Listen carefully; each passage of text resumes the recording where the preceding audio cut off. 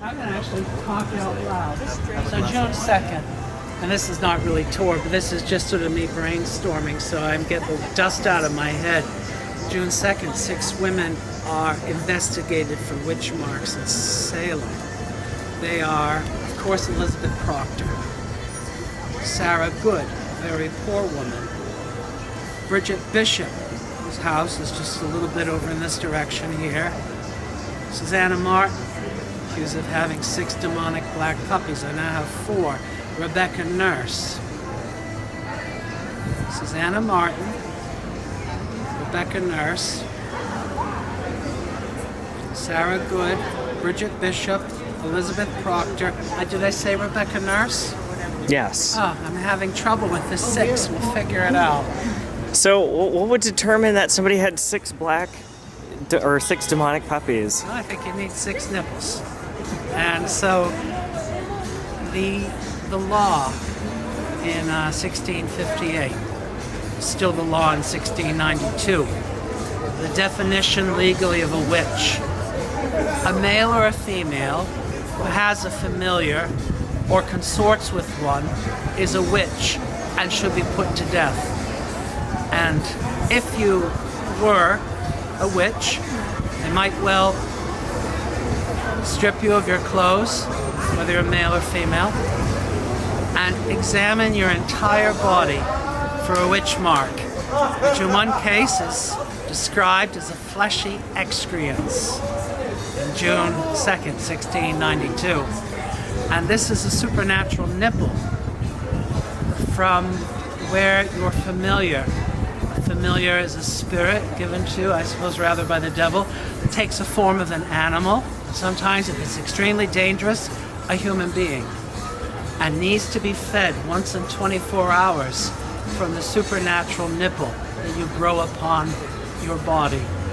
A witch's mark, a devil's mark, a fleshy excrescence.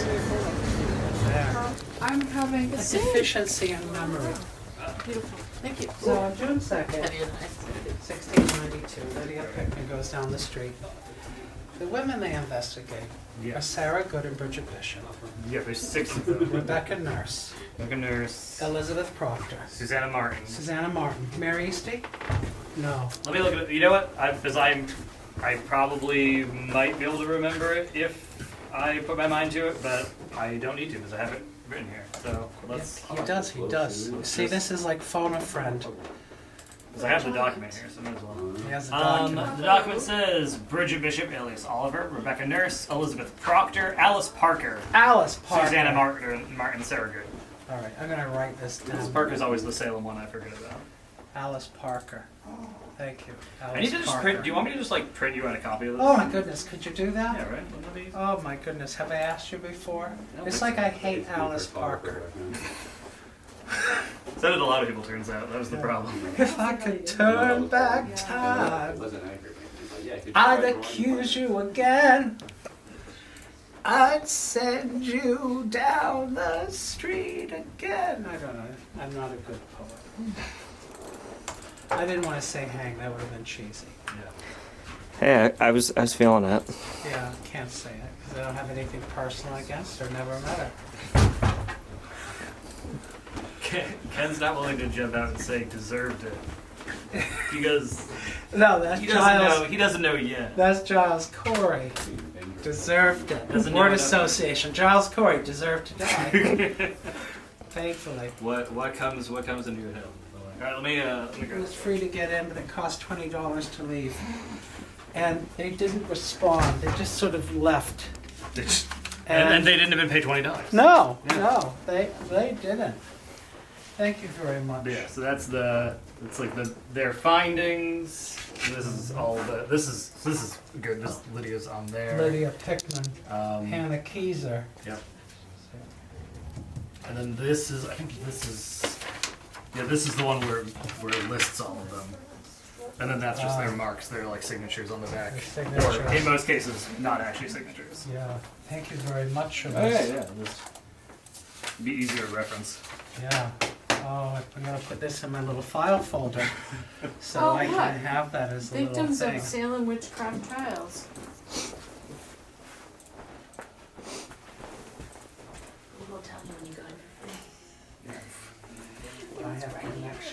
Quakers, yeah. She's the other Salem one too, but she just like does not get. She's the other one. She's the other one the Shaddocks accuse. Which I think is interesting. You know Quakers. I know Quakers. So passive aggressive. Yeah.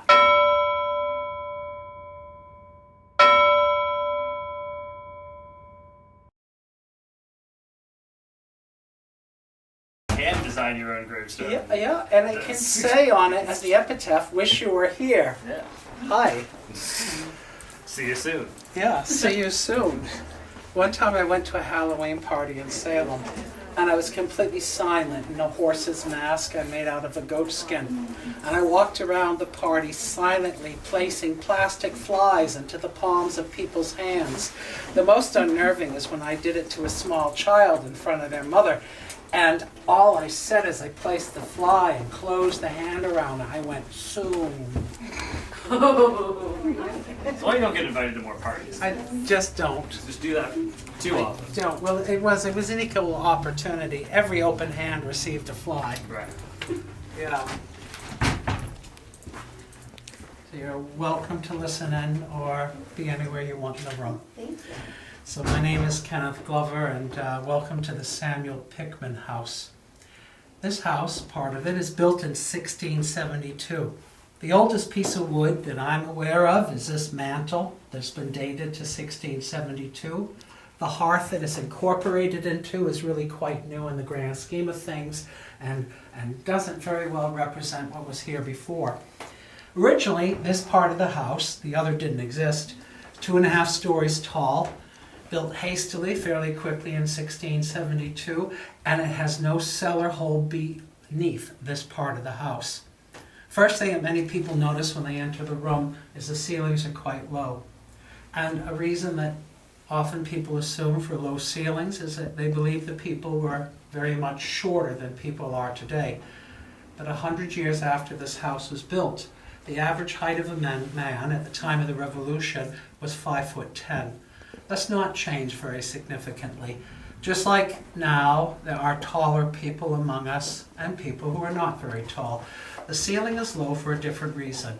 To capture the heat that's produced in the hearth in the room to keep people warm.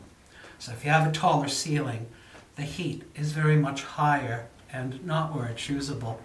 So the average temperature of this room in the winter, with a fire going on in the hearth and a cold draft being drawn through the walls, would be 50 degrees Fahrenheit or 10 Celsius. So that's really not very toasty. But otherwise, you would have too much of a demand on firewood, and you might run out of it before the winter was over. So there would be 3 continuous fires in the fireplace, ashes, coals, and a more vigorous fire. And the second leading cause of death among women at the time were dying in the hearth, burning to death, or dying of infection from burns they received while working in this space. Now, if a woman were to be baking in the oven, which is not represented well here today, but there would have been an oven, we would welcome, and feel free to look around the room. Please disregard me or listen, whatever you want to do.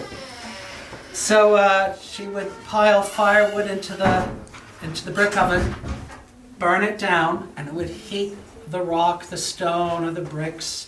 And then later they would use that to bake the bread. But maybe you don't want to go through all that effort. Maybe the oven is still hot enough. So a woman carefully stands on the hearth, trying not to catch a fire, bares her arm, and places her arm into the bread oven and holds it there for 10 seconds. And if the hair begins to burn or singe on her arm, it's hot enough to bake.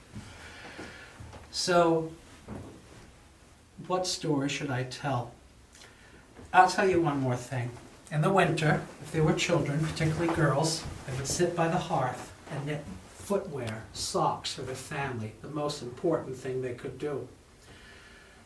Now, there was a house 4 miles from here, very similar to this. It's a parsonage of Samuel Paris. At that time, it's my understanding, would have been about 2.5 stories tall. an 11-foot lean-to next to it, one side of a house, like this one side of this house. And in it lived Mr. Parris, the minister of Salem Village. His daughter, Sarah, 4. He had a 9-year-old daughter, Elizabeth Parris, who we called Betty Jr., and a niece, Abigail Williams. At one point, there was a 10-year-old boy as well. And he had 2 slaves, Tituba, a Native American, most likely, not a voodoo practitioner, and another slave, John Indian, as they called him, Tituba's husband, legally. And they all lived in this house, Mr. Parris, the minister's wife, Elizabeth, and in the winter of 1691, his children began to act very strangely. First, Betty Parris, the 9-year-old, began to twist and writhe and act strangely and seemed to be tortured. And they called the doctor to see what was wrong with her, and they could find no reason why she should be acting so strangely. A month later, in January, Dr. Griggs was called. It's the first time a doctor is called whose name is in the record. And he finds that both Abigail, the 11-year-old, who's acting the same now, and Betty, are strangely afflicted. In fact, he declares there's an evil hand against the children. There was someone else there that day. He was a 50-year-old minister named John Hale from Beverly. He knew the people in Salem Village very well and cared for them, perhaps even. And he said when the children are diagnosed with an evil hand or bewitchment, he said, "Samuel, pray and fast for the children, but do not make any accusations. Not yet, it's too soon. Let God sort this out." And for 6 weeks, they prayed, they fasted, and they sang the Psalms of David to alleviate the children's suffering. And then 6 weeks later, something happened. Someone didn't think the prayer was enough. She was an English superstitious woman, Mary Sibley. She came to the house on a Thursday. A Thursday in February, come right in, don't worry, I'm sorry. And she said to the slaves, John Indian and Tituba, "We're going to help Betty and Abigail know who has afflicted them." I'm imagining those words. Those words are not part of the record. "We're going to help the children. We're going to bake a witch's cake. It is counter magic. It is English superstition, and not voodoo, and not Tituba. The recipe is the back of an English recipe book from Elizabethan England, Mother Bunch's recipe book, and it is a witch's cake. What do you think you use to make a witch's cake?" Sandwiches? Sandwiches. It's a terrible sandwich. It's like a pizza baked in the oven with nothing good on it or in it. They use the girls' water, their urine. They believe the urine is afflicted with the diabolism of the witchcraft used against them by some unknown assailant. And they mix it with ground rye. They make a bolus of dough, they flatten it into a round disc that looks like a small pizza, and they bake it in the oven. They take it out, they cool it, and they feed it to 2 dogs they bring into the house. As the dogs eat the witch's cake, among many things, superstitiously, they believe that whoever is a witch who has harmed Betty and Abigail will be drawn to the house that very moment and will be identified as a witch. But nobody arrives. When Mr. Parris and his wife return home, he, the Mr. Parris, the minister, learns of the deception, and he harms Tituba. He hurts her. Mary Sibley, who's truly responsible, she's privately counseled and told that she has done wrong, denied communion at the meeting house. No Lord's Supper for her until a full vote of the church, the meeting house, the meeting, exonerate her. Tituba sits in jail, and on March 1st, she is questioned by Magistrate Hawthorne for her guilt as a witch, and she admits to it because very, very afraid.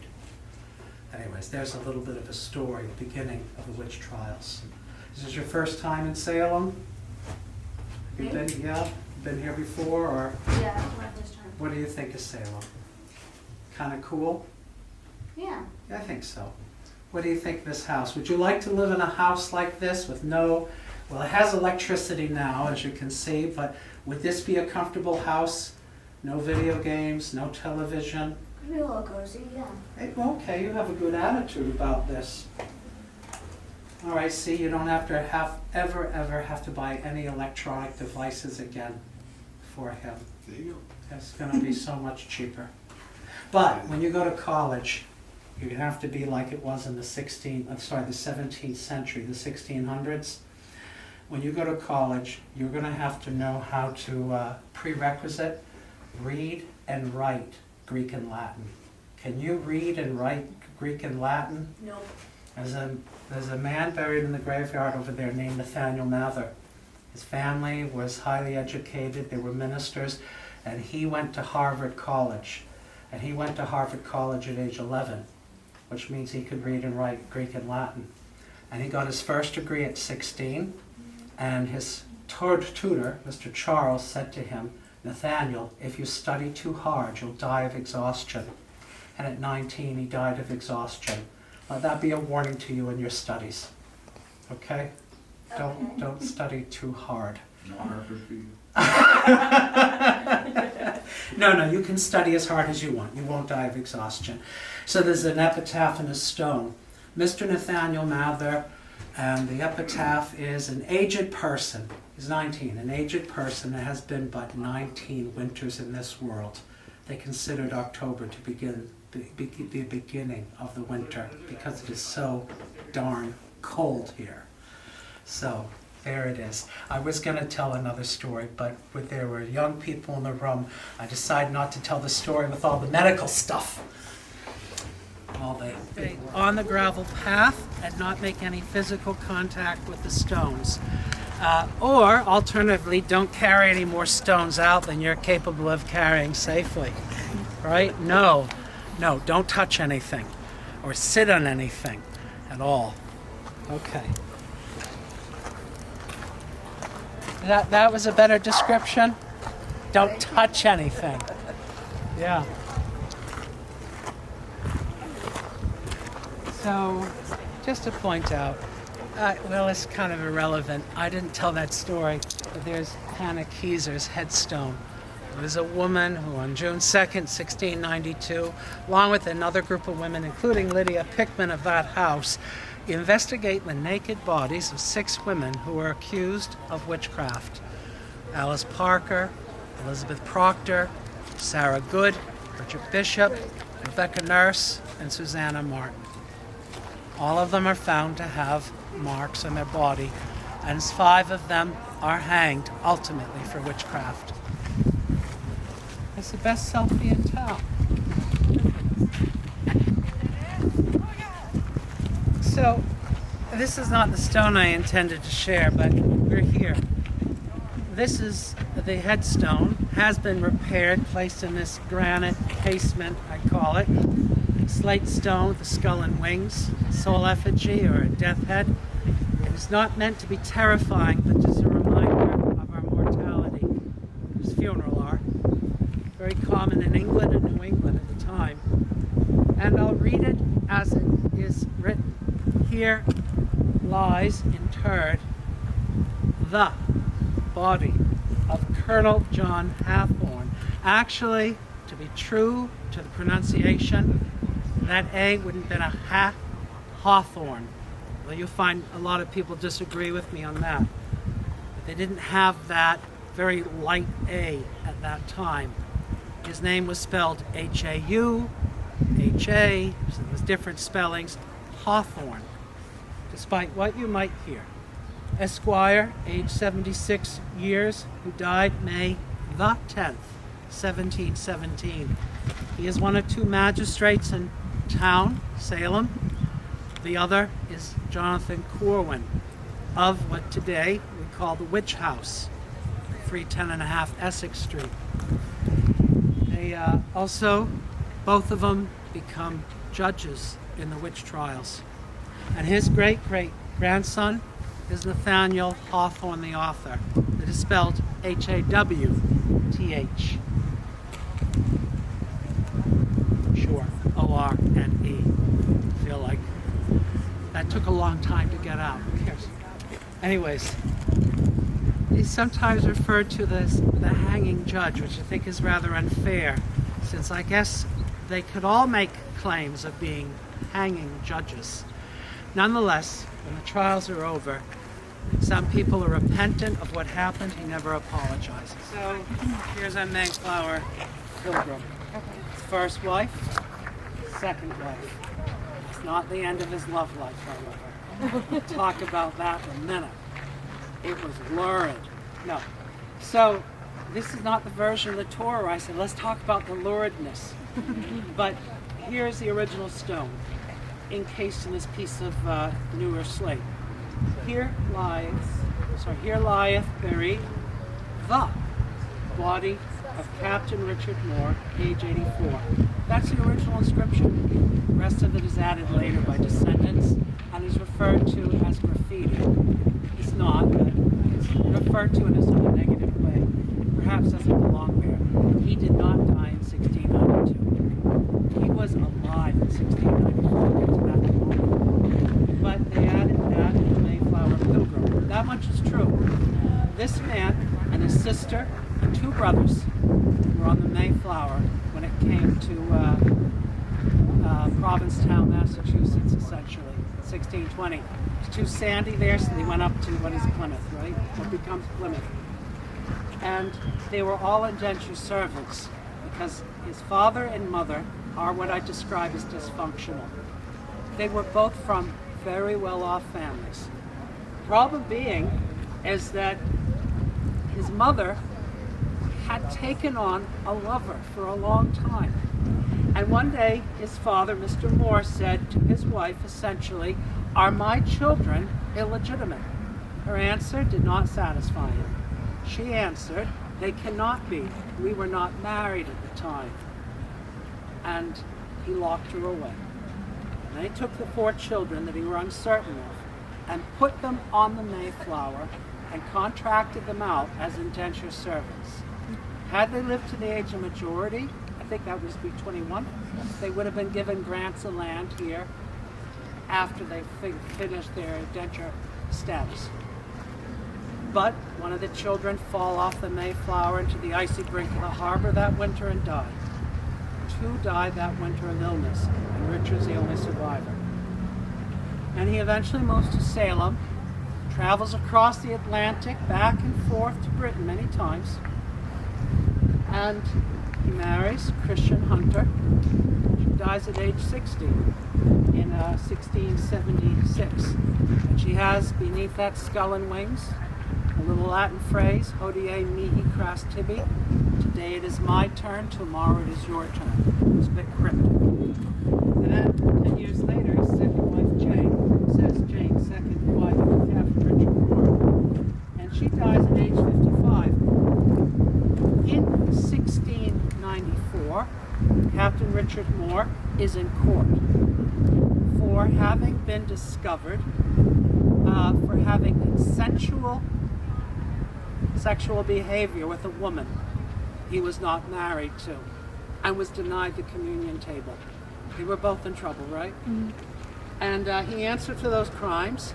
He was invited back to take communion, having been sort of forgiven, and they were probating his will in 1696. I like to say, and it's not historic, that all that activity was too much for his heart. And he lived a long time. And you may wonder, is this unusual to live such a long time? It was not here. We lived longer than anyone else in the English world at that time. We lived on average 73 years, men. And people in Virginia colony and the other colonies, 40. What's the 33-year difference? How do we account for that? Well, when people started settling Salem and the Shawmut Peninsula, Boston in the 1630s and higher numbers, we had this migration, which we call the Great Migration, where some nearly 40,000 people came here. And suddenly, London, England, places like this, they didn't want any more people leaving England to come to this wilderness here. Because in London, every year, 8,000 to 10,000 people died and were put in the ground. And the population was collapsing. So they made it harder for people to leave England and come to New England. They wanted them to fill the jobs in London. And the Puritans at the same time became really particular about who came here. If you didn't have a good letter of recommendation, you got deported in the next ship. We're the first part of this country to do heavy deportation. And so what's happened out of that was something unexpected. From the late 1640s until, say, the 1690s, there's been so little immigration that by, say, let's choose a date, 1692, because we all think about this date in Salem for some reason, I don't remember, 1692. Most people who lived here, the English, were either come over in the Great Migration and had survived all the nascent diseases in New England and weren't going anywhere quick. And everyone else was born here, and they were born immune to the nascent diseases. They began to live 33 years longer than the other colonies that had more migration. And we lived 16 years longer than England. So we coined a phrase, and the phrase is, New England invented grandparents. There it is. And that's a true thing. For the second most excellent gravestone cutter in this time. This is 1688. His name is Mr. Mumford, and he carved stones for Puritans.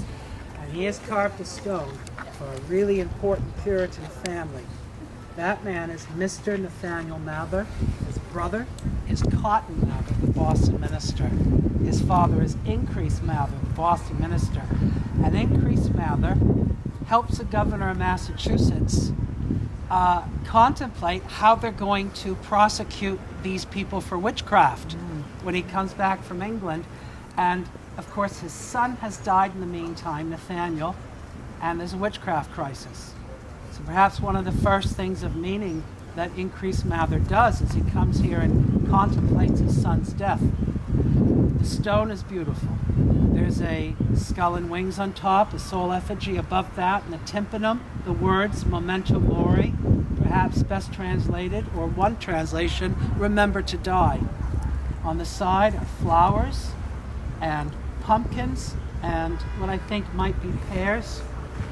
And the inscription says, Mr. Nathaniel Mather, deceased October the 17th, 1688. And the epitaph is an aged person that has been but 19 winters in this world.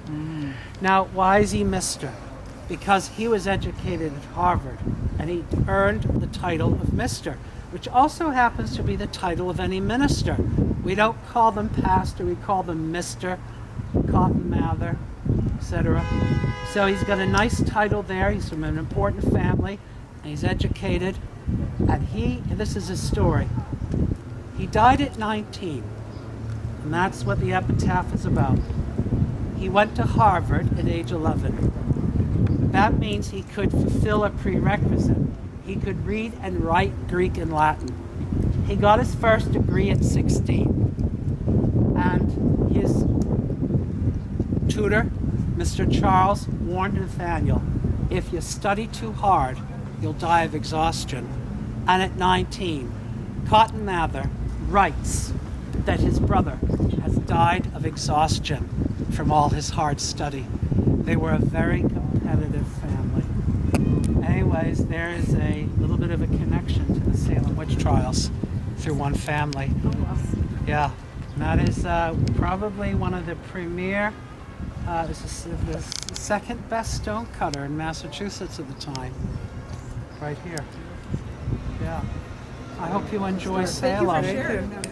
So this is brought back to the museum as a gift. There's another Ku statue of this stature that is in London and another one in Hawaii.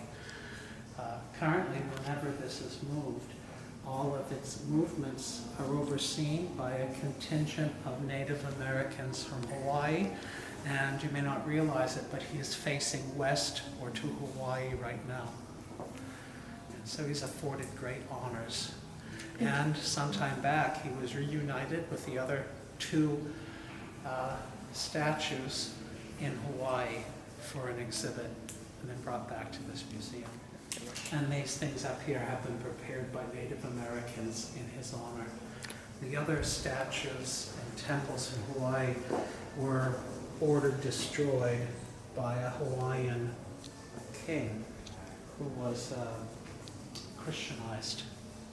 So this survived simply because it was removed from Hawaii. Okay. And that was with the other two? I don't know, I don't think they were removed together, but two others were removed and that saved them. So this is a rare item, only two others of its kind. So you go down to Derby Square, the old town hall is there, built in 1816. The upper level for town hall business and the lower level and the basement for food vending. There was a mansion there prior. And while no one's exactly sure exactly what the mansion looked like, they do know that it was torn down in 1815, the land given to Salem, on the condition they built that two-story brick edifice, which is now Old Town Hall. But this is thought to be what the mansion looked like, as far as I know. This is an earlier plan, prior, I think, to 1795, before they broke ground. And it's likely that the Derby Mansion looked very much like this. You can see the rich facade of columns. If you look at the fine writing, it's 56 feet across. I don't have my glasses and I can't tell how very tall it is, but you can see it's at least 3 stories, maybe 3.5 stories, so much taller than the current building there. And this could in fact be a fair representation of the Derby Mansion that had the glassed in solarium on what today is the Essex Street side of the building, if it were still there. Of course, it had a ballroom and I believe a home for entertainment, and designed by Samuel McIntyre, the Salem architect.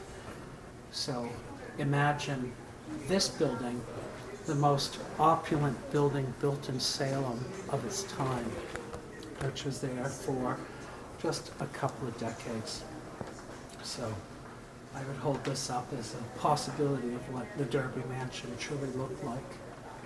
And this here is one of several carved wooden portraits in profile that came out of the workshop of Samuel McIntyre.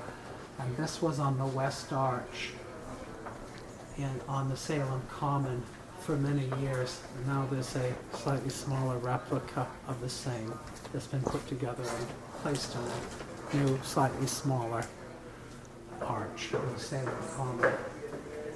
But fair representation of the jowly George Washington.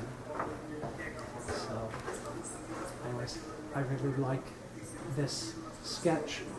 I enjoy this wooden portrait. I think they had this at the Salem Arcade when I was younger. And I think I usually came up as clammy. Clammy.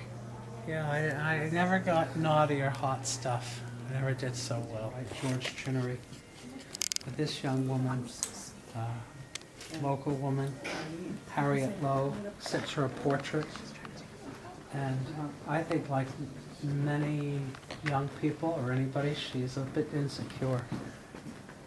And she's quoted as saying, "Went to Chinnery's this morning for my last sitting.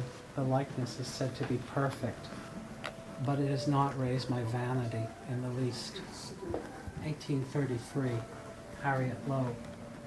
So, as described here, she, one night in 1830, Harriet and her aunt disguised themselves as boys and snuck into Guangzhou, then strictly forbidden to foreign women. Harriet marveled in her diary that it was more Chinese than anything I had ever seen. Although Chinese officials threatened to shut down all trade with the Americans until the two departed, Harriet concluded, "I have enjoyed it all very much and have not yet repented that I came." And this is, I think, a little bit of my own interpretation. This is a painting also by George Chinnery. Dr. Thomas Richardson College and his assistant, I hope I get it right, in the ophthalmic hospital in Macau. So I was speaking to my eye doctor and asked about what it would be like to have eye surgery in 1833. And he said it was kind of, not as advanced as today. If someone had cataracts, they might actually dig the cataract out, the whole cataract out, the whole lens, take it off, and then fit you with a very thick pair of lenses. So whatever he's doing is advanced for the time, but not today. But I'm struck, there doesn't seem to be a source of light except from the clouds. Everything's very dark. You have a man whose eyes are bound up, and makes you feel, the problem of losing your sight. And the light is focused on the woman and an assistant. And it's just the idea that he's able to restore vision to this woman. And so it's maybe about the miracle of the advancements and the work that he does. But I have to put it in context, this in a time where they would scoop out your entire lens if you had a cataract, give you thick, thick glasses.